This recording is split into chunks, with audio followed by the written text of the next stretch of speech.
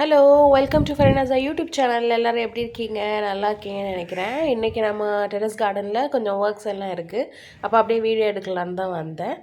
நான் ரீசெண்டாக நாகர்கோவில் போயிருந்தேன். அப்போது கொக்கோ பீட் வாங்கிட்டு வந்திருந்தோம் ஒரு கடையிலேருந்து. ஸோ ஆல்ரெடி நம்மள்ட்ட நிறைய செடிகள்லாம் இருக்குது. நம்ம அது தொட்டியில் மாற்றி வைக்கலை, ஏன்னா மண் இல்லை. அப்போ சீக்கிரம் மண் நமக்கு கிடச்சிரும். அதுக்கு முன்னாடி நம்ம கொக்கோ பீட்டெல்லாம் ரெடி பண்ணி வச்சுட்டோன்னா வந்த உடனே போட்டு மிக்ஸ் பண்ணி எடுத்து வைக்கிறதுக்கு ஈஸியாக இருக்கும்ல. அதனால தான் இன்றைக்கி இந்த ஒர்க்கை ஸ்டார்ட் பண்ணேன். இந்த கொக்கோபீட் பிளாக் நான் வேப்பமூடு ஜங்ஷன் கிட்ட ஒரு கடையிலேருந்து வாங்கியிருந்தேன். அங்கே அக்ரிகல்ச்சரல் ரிலேட்டட் ப்ராடக்ட்ஸ் எல்லாம் கிடைக்கும். செடியெல்லாம் இருக்காது, நம்ம அதுக்கு ரிலேட்டடான ப்ராடக்ட்ஸ்லாம் வாங்கிக்கலாம். அப்போ அங்கேருந்து வாங்கினேன். இவங்க 5 to 5.5 kgs இருக்கும்னு சொன்னாங்க. 220 rupeesன்னு வாங்கினேன். ஆனால் அது 9 kgs கிட்டே இருந்தது அந்த பிளாக்கோட வெயிட்டு.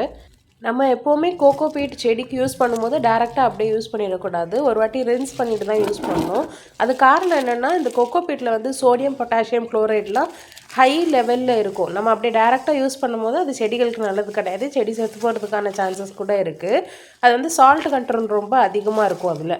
அதனால எப்போவுமே நம்ம கொக்கோ பீட் வாங்கினா ஒரு வாட்டி நல்லா ரின்ஸ் பண்ணிவிட்டு அதை புழிஞ்சு காய போட்டுட்டு அதுக்கப்புறம் தான் நம்ம செடிக்கு யூஸ் பண்ணணும். இப்போ என்கிட்ட மண் இல்லை, நான் உடனே யூஸ் பண்ண போகிறது கிடையாது. இருந்தாலும் மண் வந்ததுக்கப்புறம் யூஸ் பண்ணுறதுக்காக இப்போவே நான் ரெடி பண்ணி வச்சுக்கிறேன். கொக்கோ பீட் தண்ணியில் நம்ம ஊற வைக்கும் போது எக்ஸ்பேண்ட் ஆகி நிறைய வரும். அப்போ ஒரு டப்பில் போட்டால் பத்தாதுன்னு சொல்லி நான் 2 டப்லையுமே போட்டுக்கிட்டு கொஞ்சம் ஊறினதுக்கப்புறம் இந்த மாதிரி நான் ஃபில்டர் பண்ணி எடுக்க ஆரம்பிச்சிட்டேன். இந்த ஃபில்ட்ரு நான் கார்டனுக்குன்னே வச்சு யூஸ் பண்ணுறது தான். ஏன்னா நம்ம ஏதாவது ஸ்ப்ரே பண்ணும்போது கூட அதை ஃபில்ட்ரு பண்ணி ஸ்ப்ரே பண்ணுவோம். அதனால இந்த ஃபில்டரை நான் கார்டனுக்காக வச்சுருக்கேன். இப்போ நான் கொஞ்சம் கொஞ்சமாக அப்படியே ஃபில்டர் பண்ணி ஒரு 15 minutes எனக்கு ஆச்சு மொத்தமாக நான் ஃபில்டர் பண்ணி எடுக்கிறதுக்கு. இந்த கொக்கோ பீட் ரின்ஸ் பண்ணி எடுத்த தண்ணி வேஸ்ட் ஆகுதுன்னு சொல்லி செடிகளுக்கெல்லாம் ஊற்றிடக்கூடாது. அதை நம்ம கீழே தான் ஊற்றணும். அதை ஊற்றினா செடிகளுக்கு ஆகாது.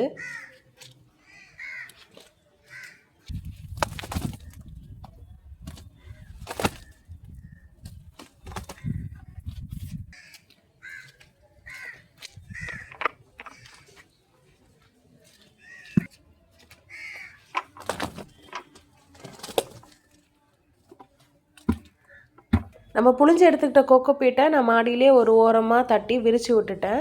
இது ஒரு 2 நாள் கடந்து காயும் போது அப்படியே காஞ்சதுக்கப்புறம் நம்ம எடுத்து ஒரு பேக்லேயோ இல்லை தொட்டிலேயோ ஃபில் பண்ணி ஓரமாக வச்சிடலாம். அப்புறம் நம்ம எப்போ மண்ணில் மிக்ஸ் பண்ணி செடி வைக்க யூஸ் ஆகுதோ அப்படி யூஸ் பண்ணிக்கலாம்.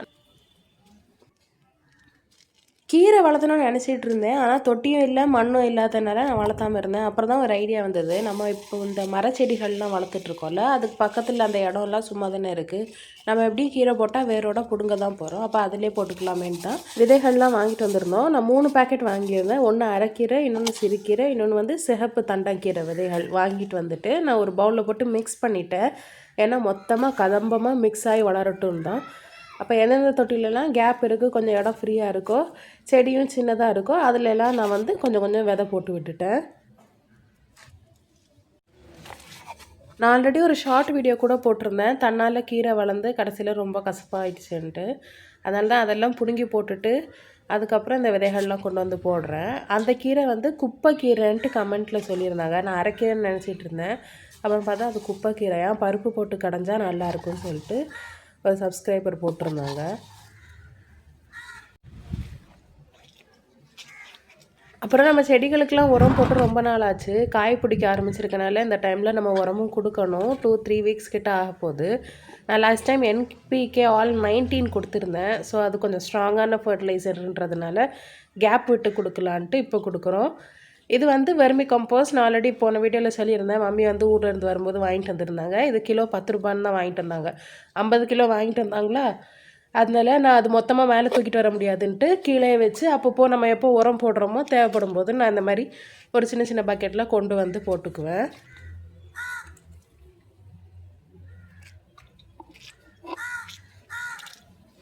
எப்போவுமே நம்ம உரம் கொடுத்துட்டு இந்த மாதிரி மண்ணை கிளறி விடணும். அப்போ தான் அந்த உரத்தோட சத்து சீக்கிரமாக செடியை போய் சேரும். இன்னொன்று, மண் கூட ரொம்ப டைட் ஆகிடுச்சுன்னா செடிகள் வளர்கிறதுக்கு கஷ்டமாக இருக்கும். இந்த மாதிரி மேலே கொஞ்சம் நம்ம கிளறி விடும்போது அது கொஞ்சம் காற்று போகும், செடிக்கு ரூட்ஸுக்கெல்லாம் காற்று கிடைக்கும். அதனால் நம்ம உரம் போடாத சமயம் கூட மண் கொஞ்சம் டைட்டாக இருக்க மாதிரி இருந்ததுன்னா நம்ம இந்த மாதிரி கொஞ்சம் கிளறி விடணும். அப்புறம் நான் இந்த கிளறி விடுறதுக்கு யூஸ் பண்ணுற டூல் 30 rupees தான்.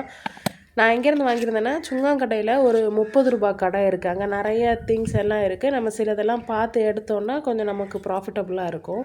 நான் அங்கேருந்து தான் வாங்கினேன். இதில் பெரிய சைஸ் என்கிட்ட இருக்குது. இருந்தாலும் சின்ன சைஸ் இருந்தால் ஒன்று நல்லா இருக்கும்னு சொல்லிட்டு இதை வாங்கி வச்சுருக்கேன்.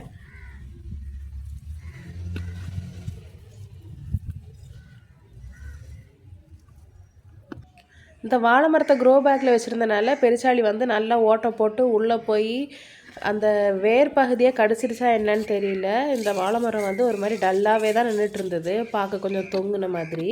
இப்போ புதுசாக இலை வரும்போது கொஞ்சம் ஃப்ரெஷ்ஷாக வர்ற இலை நல்லா இருக்குது, பழைய இலை வந்து தொங்குன மாதிரியே இருக்குது. இந்த பெருச்சாளிகிட்டேருந்து காப்பாற்றுறதுக்காகவே க்ரோ பேக்கை சுற்றி செங்கல் இந்த மாதிரி கிரனைட் ஆனதெல்லாம் வச்சுருக்கோம். இப்போ பெருச்சாளி எதுவும் இல்லை. நான் ஒரு விஷம் வச்சுருந்தேன், அதை தின்னுட்டு செத்து போயிடுச்சுன்னு நினைக்கிறேன். அதுக்கப்புறம் அதை காணும். அப்புறம் இந்த வெர்மி கம்போஸ்ட் வந்து வாழை மரத்துக்கு வந்து கொஞ்சம் நிறையவே வச்சுக்கிட்டேன். ஏன்னா அது பெருசாக வளர்றதில்ல டக்குன்னு. அப்போ நிறைய உரம் கொடுத்தா தான் சீக்கிரமாக அது ஸ்ட்ரென்த் வருன்றதுனால. இது க்ரோ பேக்கும் ரொம்ப பெருசு, 2 அடிக்கு 2 அடி. அதனால் நான் இப்போ நிறையவே கொடுத்துக்கிட்டேன் உரம். இதை நம்ம இதுலேயும் கொடுத்துட்டு நல்லா கிளறி விட்டுக்கணும்.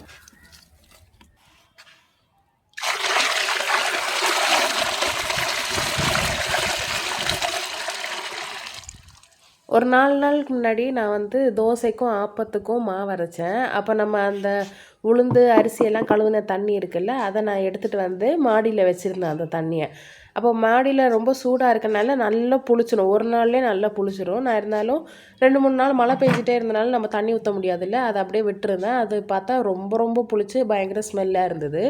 அதை நான் என்ன பண்ணேன், 1 பக்கெட் அந்த தண்ணிக்கு 3 பக்கெட் நார்மல் தண்ணி கலந்து நம்ம செடிகளுக்கு அதையே நான் ஊற்றிக்கிட்டேன். இன்றைக்கி நான் தண்ணி ஊற்றலை, நான் இதை ஊற்றிக்கிட்டேன். ஏன்னா இது செடிகள் வந்து நல்ல பெருசு பெருசாக பூ வைக்கிறதுக்கு, பூ வந்து நல்லா கலர்ஃபுல்லாக வர்றதுக்கு, அதே மாதிரி காய்கள் பிடிக்கிறதுக்கெல்லாம் ரொம்ப யூஸ்ஃபுல்லாக இருக்கும். செடியும் நல்லா ஸ்ட்ராங்காக வளரும், நிறைய இலை வரும், தண்டுலாம் நல்லா ஸ்ட்ராங் ஆகும். அதனால் இதை அப்பப்போ நான் எப்போயாவது பண்ணி யூஸ் பண்ணுவேன். இப்போ ரொம்ப நாள் ஆனதுனால இந்த தண்ணி யூஸ் பண்ணலான்னு வச்சுருந்தேன். கடைசியில் மழை பெஞ்சனால 2-3 நாளாக ஊற்றலை.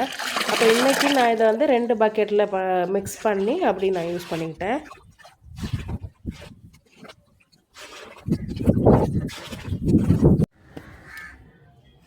இந்த தண்ணியை எப்போவுமே நம்ம டைரெக்டாக டைல்யூட் பண்ணாமல் அப்படியே செடிகளுக்கு ஊற்றிடக்கூடாது. அது ரொம்ப ஸ்ட்ராங்காக இருக்கும்.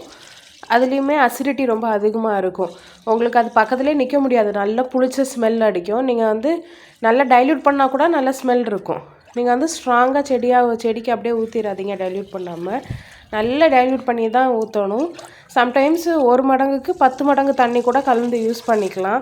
ஆனால் நம்ம வந்து வேருக்கு தானே ஊற்றுறோம், பரவாயில்ல. அதனால் நான் 1 மடங்குக்கு 3 மடங்காக மிக்ஸ் பண்ணி ஊற்றிக்கிட்டேன். இதே நாங்கள் இலைகளுக்கு ஸ்ப்ரே பண்ணுறதா இருந்தால் இன்னும் நல்லா டைல்யூட் பண்ணி அதுக்கப்புறம் தான் ஸ்ப்ரே பண்ணணும். நீங்கள் டேரெக்டாக அப்படியே ஸ்ப்ரே பண்ணிங்கன்னா செடியிலலாம் கருகுன மாதிரி ஆயிடும், இலை வந்து கருகிரும், காஞ்சு போயிடும். அதனால் அப்படிலாம் பண்ணக்கூடாது. நல்லா டைல்யூட் பண்ணிவிட்டு அதுக்கப்புறமா நம்ம இலைகளுக்கெலாம் ஸ்ப்ரே பண்ணணும். அந்த மாதிரி நம்ம ஸ்ப்ரே பண்ணும்போது நிறைய மொட்டு வைக்கும். மல்லிகைப்பூ செடி, குண்டு மல்லிப்பூ செடி, ஜாதி மல்லி, அடுக்கு மல்லி, எல்லா பூச்செடிகளுக்கும் நம்ம வந்து ஸ்ப்ரே பண்ணலாம். ரோஸ் செடிகளுக்கு, நாட்டு வெரைட்டி, ஹைப்ரிட்டு எல்லாத்துக்குமே நம்ம ஸ்ப்ரே பண்ணலாம். மரங்களுக்கு கூட நம்ம ஸ்ப்ரே பண்ணலாம், நிறைய காய்கள் பிடிக்கும். நம்ம அந்த மாதிரி பண்ணணும். ஆனால் டைல்யூட் பண்ணிட்டு தான் கொடுக்கணும், டைரெக்டாக கொடுத்துடக்கூடாது. அப்புறம் இந்த முருங்கை செடிக்கு என்ன ஆச்சுன்னே தெரியல. இது வந்து கரும்பு முருங்கை வெரைட்டி. நான் ஆன்லைனில் எம்எஸ்பி ரோஸ் கார்டன் அவங்கள்ட்ட இருந்து வாங்கியிருந்தேன். ரொம்ப சின்ன செடியாக தான் கொடுத்தாங்க.